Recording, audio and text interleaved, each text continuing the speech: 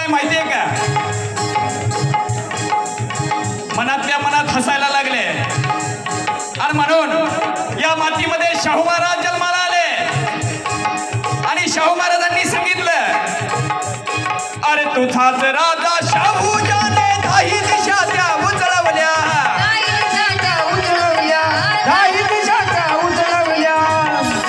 अरे तुझाच राजा शाहू जाने दाही दिशा त्या उजळवल्या,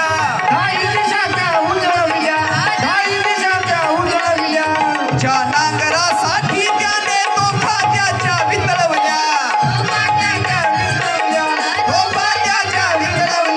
मनक्यामधल्या टाठकण्याने करकी सावध वार जरा, शेतकऱ्या रे कष्टकऱ्या रे तुला सगळे पहिला